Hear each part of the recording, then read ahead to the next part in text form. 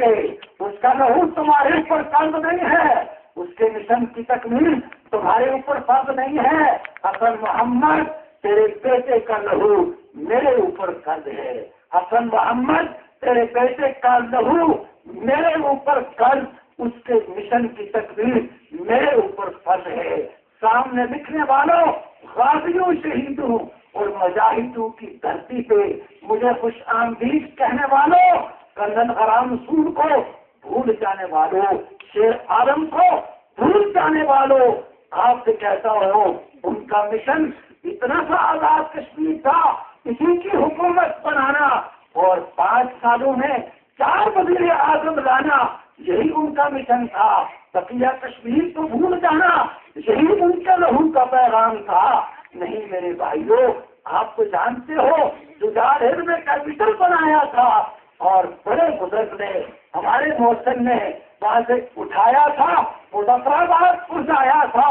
لوگوں نے تب کہا کیوں لے کے جا رہے ہو؟ کہا مظفر آباد سے ہی سری نگر لے کے جا رہا ہوں۔ 64 سالوں میں سری نگر کیوں نہیں پہنچا؟ اس لیے نہیں پہنچا کہ سری نگر آزاد نہیں ہو سکا، کسے آزاد کرانا تھا؟ ہاں ہم نے پکارا، کاروان مجاہدین لے کر آئے، چولیاں پڑائی، آپ سے پیسے بھی دیے، آپ سے نوٹ بھی دیے، ہم نے اس پار سکھ کا آغاز کیا، اس خونی لکیر کو قدم کرے روزہ اور دو کہا، اس خونی لکیر کو تسلیم نہیں کرتے اس پار جائیں گے، کشمیر آزاد کرائیں گے۔ اس پار پہلے اور بیٹیاں قربانیاں بھی اسبتوں کی اور تحریک شعلہ جوالا بنی، بھارت دنیا بھر میں آگے جا کے باتیں کرتا رہا، ہم نے ایک مقام پہ کھڑے ہو کر جواب دیا، اس کے پاس کوئی دلیل باقی نہیں بچی اور مذاکرات کا ڈھونگ رچایا۔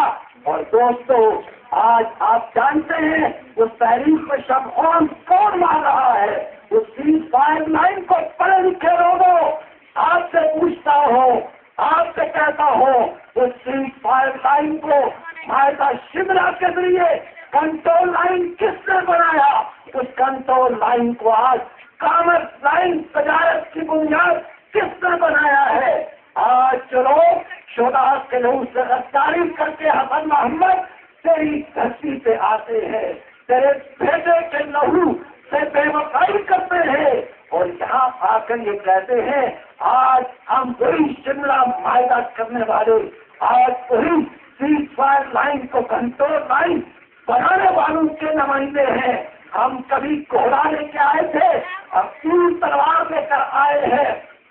میرے بھائیوں، یہ ان کے تیر میرے سینے پہ چلتے ہیں، ان کی تلواریں میرے سر پہ چلتی ہے۔ یہ تیر اور تلوار لے کر میرے ساتھ آؤ، اس پار چلاؤ، اس پار نہیں چلاتے، اس پار جا کر آپ کے میری بیٹیوں کی عزتوں کے ساتھ کھیلنے والوں کے میدانوں میں بیٹھ کر کرکٹ کے میچ دیکھتے ہیں، کرکٹ کھیلتے ہیں اور ان کھلاڑیوں کو 10-10 لاکھ کے انعامات دیتے ہیں۔ اور وسیم خورشید کہتا ہے، اس سے پوچھئے کوئی نالا روڈ کے اوپر سیکنڈ میں بیٹھی ہوئی ایک ماں جو کئی ہفتوں سے بھوکی ماں،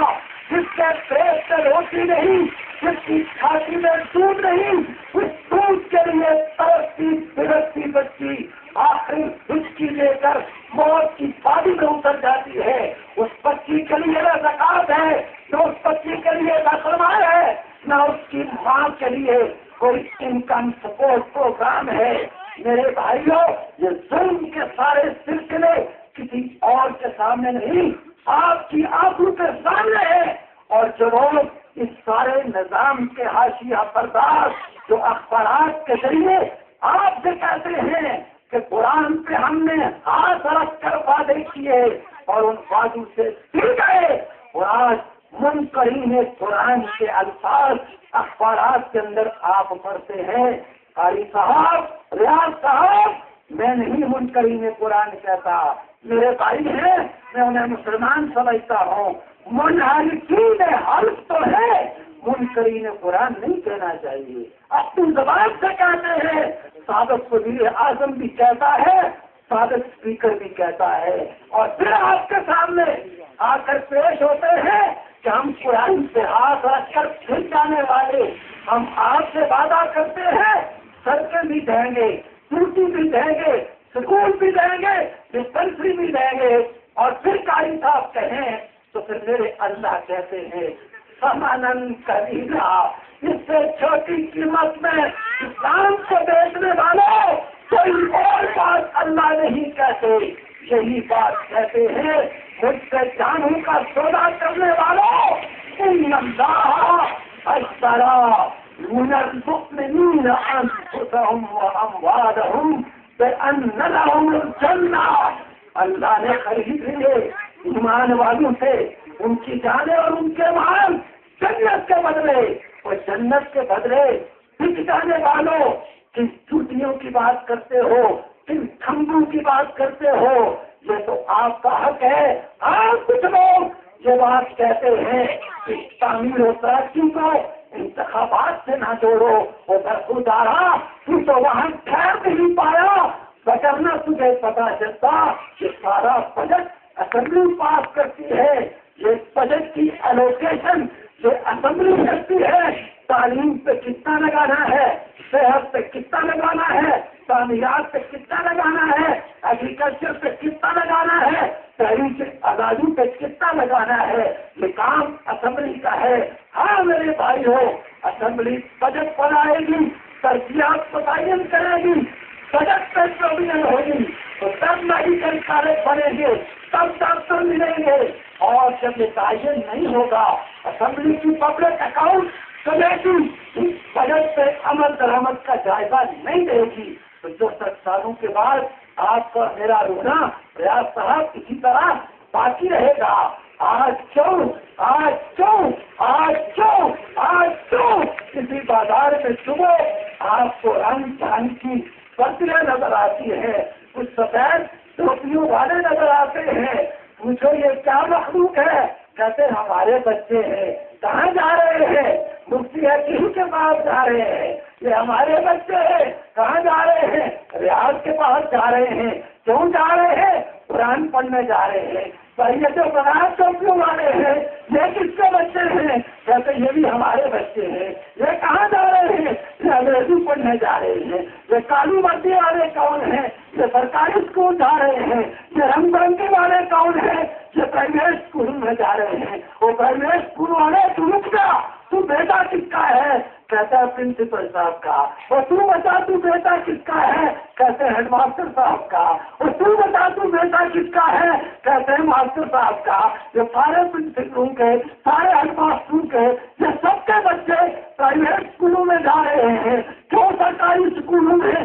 نہیں جاتے، اس لیے کہ وہاں پہ تعلیم کا کوئی حال نہیں ہے۔ احمد پدری کر کے مجھے دیکھیں، اس احمد سے آپ کو میری بات سمجھ نہیں آتی، میری بات کہتا ہوں کہ کیوں سرکاری اداروں میں تعلیم کا نظام نہیں ہے، صرف اس لیے ریاض صاحب کہ آپ کا منسٹر منسٹر تعلیم، آج وزیر تعلیم خود میٹرک پاس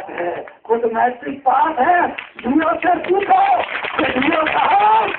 اس کو پرائمری ٹیچر بھرتی کر سکتے ہو، ڈیو کہتا ہے نائر ہے، نہیں بھرتی کر سکتا، انٹرینڈ ہے، اس کو پرائمری ٹیچر نہیں بھرتی کر سکتا،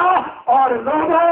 آپ نے اس کو کہاں پہنچایا کہ وہ کہتا ہے میں ڈیو میں جاتا ہوں، میں ڈیو تبدیل کرتا ہوں، میں پرنسپل بناتا ہوں، اور قانون کا ساتھ یہ حشر کرتا ہوں، اس لیے کہ قانون انگریزی میں لکھا ہوا ہے، وہ غریب سے پڑھ نہیں سکتا، قانون میں لکھا ہے کوئی سبجیکٹ اسپیشلسٹ 10 سال پورے کیے بغیر ہیڈ ماسٹر نہیں بن سکتا، ڈیو نہیں بن سکتا، ڈسٹرکٹ ایجوکیشن آفیسر نہیں بن سکتا، یہ تو قانون کی کتاب میں لکھا ہے، قانون انگریزی میں لکھا، میٹرک پڑھے ہوئے سے قانون پڑھا نہیں جاتا، وہ کہتے ہیں 1.5 سال بعد نام ملنے والے کو ہم ڈسٹرکٹ ایجوکیشن آفیسر لگا دیں گے، اس لیے کہ چنگا ہے یا منگا ہے، آج ہی اپنا بندہ ہے، میرے بھائیوں بندہ ہے تو بس اصل بندہ ہے، 4 مرتبہ اس کی کانڈ بھگوڑے لگائی، اب کہنے آیا ہوں اب آگے بڑھو، میری کانڈ چھوڑو، میری پرچی کے اوپر موڑے لگاؤ، میرے انتخابی نشان کے اوپر موڑے لگاؤ، اور یہاں پہ ایک انقلاب لاؤ۔ علی حسین اٹھ کھڑا ہوا ہے۔